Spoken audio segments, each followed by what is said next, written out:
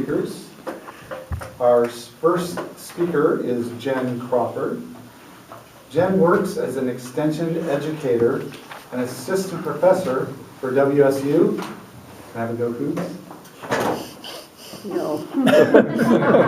Are we in Central Washington? Go, Cougs? Yeah. Sounds good. Here in Chelan, Douglas County. Her duties consist of providing and conducting resilience building educational programming for youth, adults, families, and parents. Last year, Jenn successfully appealed her tenure denial. Later this summer, she'll have the opportunity to defend her tenure a second time. She's competing. Jenn's speech is titled, "What is stress doing to our children? What's stress doing to our children?" Jenn Crawford.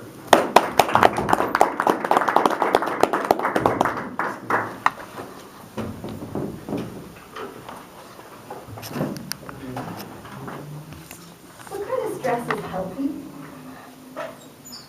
What happens in our body? What happens in our brain under chronic stress?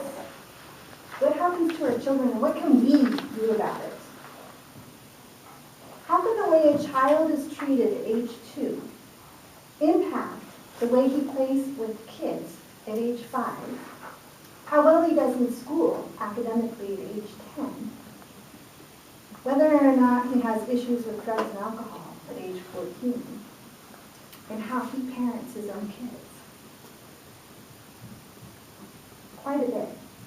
What about how, what does that have to do with developing diabetes or heart disease as an adult? The information I'm about to share isn't about other people. However, it's really much closer to home than we may choose to want to acknowledge. Most of us might already know stress is common and can be a good thing.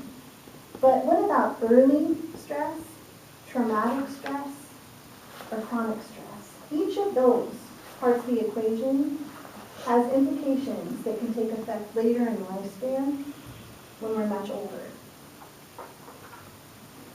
Here's a story about a medical doctor who in the 1980s was also head of Department of Preventative Medicine at Kaiser Permanente, who was doing some routine studies with diabetes patients in a weight loss program, dropouts.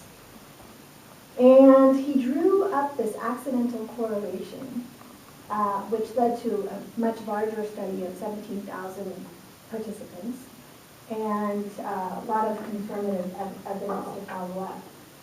He was asking a routine question and did a slip of the tongue. He asked, "How much did you weigh during your first sexual experience?"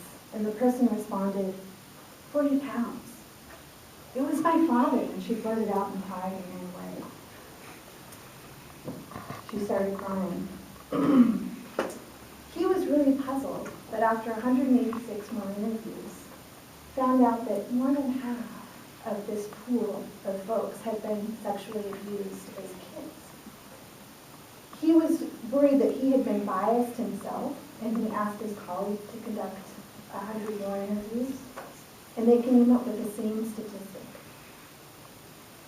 This marked what's known, maybe some of you have heard of the Adverse Childhood Experiences Study, ACEs study, which has been more widely known. It took a while to become published, about 10 years for it to become published. However, there's now many more affirmative ones.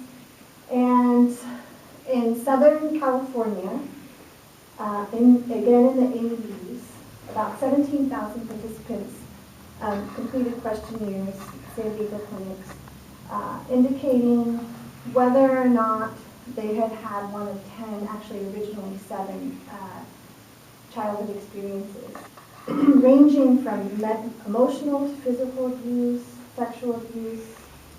Later, emotional neglect and physical neglect were added, as well as a parent in the home who divorced. Whether the mother had been treated violently with physical abuse in the home, a household member who used drugs or alcohol, a household member with mental illness, or a member of the family who'd been incarcerated What this study resulted in is that adverse childhood experiences are actually quite common. In fact, 64% of people had at least one case show up. And these were private paying insured folks. And also, they tended to go together. 2/3 of the participants reported at least one, but 12% reported having 4 or more of these.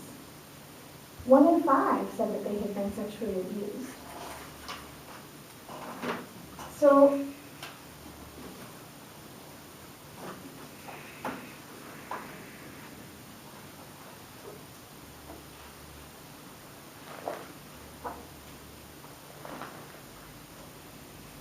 Patricia Wilcox said we have this incredible growing proof. She was the head of the Traumatic Stress Center in New Britain. We have this incredible growing proof about the expense that trauma is causing our society and how all these physical ailments are related, yet what do we do to change it? She says it's not like we can eat more broccoli. But I have an idea about broccoli, which might be doing what we can to optimize and integrate wellness. I know that each of you already do quite a bit to contribute to your own and to your family's and community well-being. I'll go back to that broccoli solution in a little bit. But more and more studies are showing linkages between early traumatic and chronic stress to mental health problems, alcohol use and abuse later on, physical illnesses, including heart disease and cancer. And maybe you're not surprised by that. Here's another true story, a research study, that shows how stress can impact children cognitively in their brains.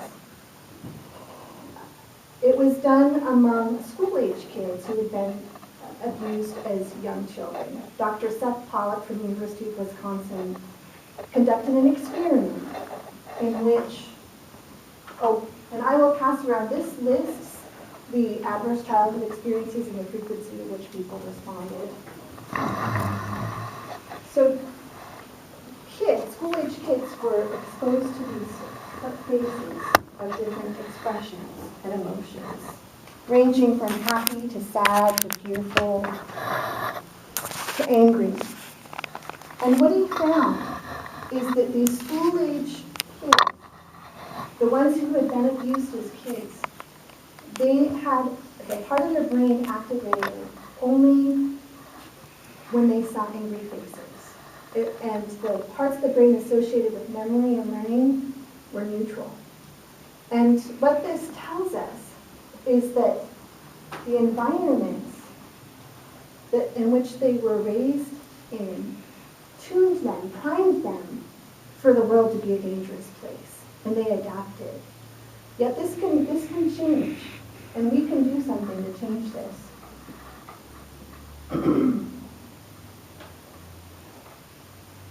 Physical and emotional impairments caused by stress are real, and they're connected. And yes, they are complex. Developmental trajectories constantly change and adapt to the environment. But chronic stress impacts young children because they're more vulnerable. They literally absorb the environment in which they live. But on the upside, we can cultivate resiliency at any time as a preventative initiative, as an intervention, as a way to process and even heal and buffer difficult experiences and integrate them into strengths. What does resiliency look like? Here's some things that we can do to pay attention, to recognize and cultivate resiliency. We can manage our own stress in healthy ways. We can look honestly at our own pasts and childhood. We can know and recognize critical times in development and improve our own communication. We can be present and support both our own needs while keeping our children's needs and others' needs in mind effectively. We can take care of our own physical, social, emotional, and mental needs. At least that's what kind of world I would like to cultivate. There's a musician named Leonard Cohen who said, "There's a crack in everything. That's how the light gets in." I believe the world is generally a good place, and that we each have potential to become whole and to heal. I know that resiliency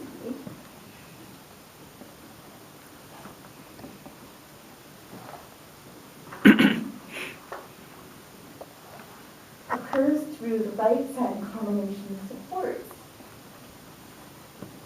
for the environment to allow light to get into these different parts of ourselves. For mental, physical, social well-being to happen. It's the ability to emerge stronger.